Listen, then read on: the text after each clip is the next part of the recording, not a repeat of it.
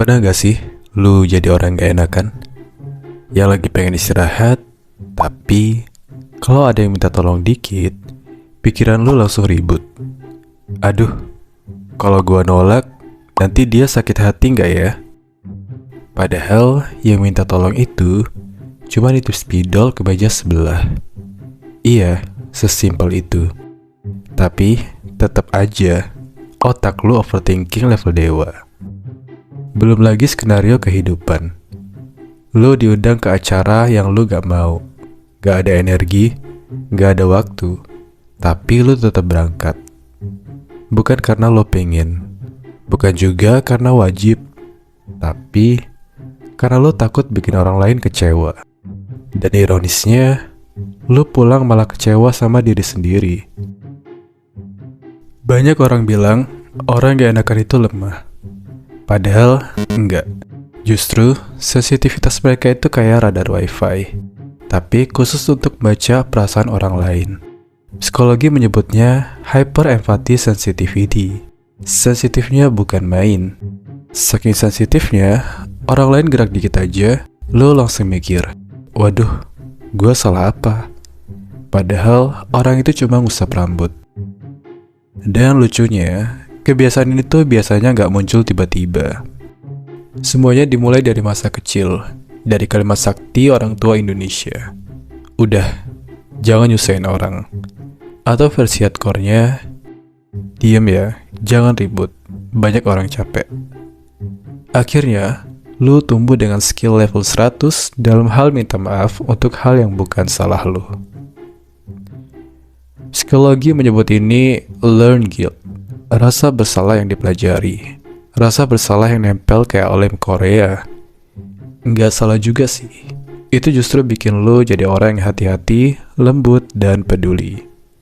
Tapi kadang, ya ampun, capek juga ya jadi manusia baik terus. Orang yang gak enakan itu juga punya kemampuan super lainnya, anticipatory anxiety. Atau istilah kasarnya, suka bayangin skenario buruk yang gak akan pernah terjadi. Misalnya nih, lu mau nolak ajakan nongkrong, terus otak lu malah langsung bayangin pertemanan bakal hancur karena lu bilang nggak bisa. Padahal, kalau lu jujur aja bilang nggak bisa, teman lu paling jawab, oke bro. Atau dijawab dalam hati, jadi nggak kebales. Udah, selesai. Nggak ada yang drama, kecuali lu. Dan yang paling ironis, orang gak enakan itu jago banget nenangin orang lain. Kalau temen curhat, lu hadir 100%. Kalau orang lain kecewa, lu jadi pelukan berjalan. Tapi begitu lu yang capek, lu diem, lu senyum, lu bilang, gak apa-apa kok. Ada juga kebiasaan absurd yang cuma dimiliki oleh orang gak enakan.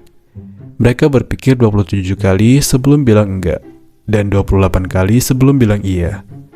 Karena takut mengecewakan, takut salah paham, takut bikin repot, takut bikin suasana jadi canggung.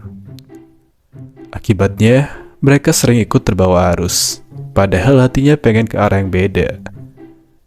Psikologi menyebut ini conflict avoidance.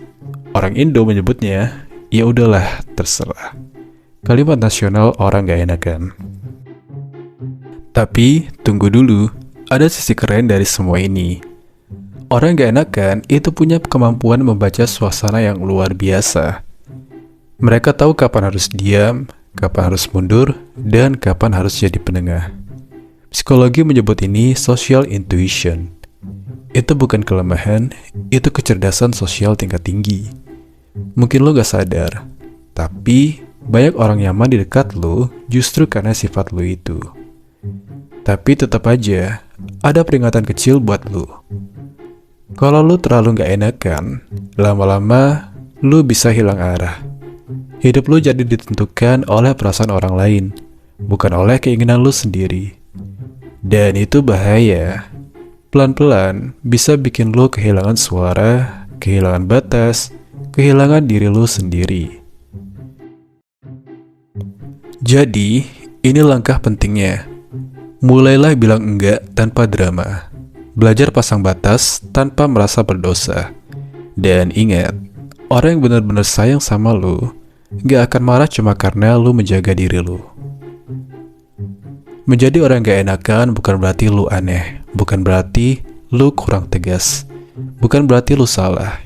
Itu cuma berarti lu punya hati yang besar, kadang terlalu besar untuk dunia yang terlalu ribut. Kalau lo ngerasa video ini bermanfaat, bantu like dan subscribe ya, supaya kita bisa belajar bareng next langkah menjadi lebih baik.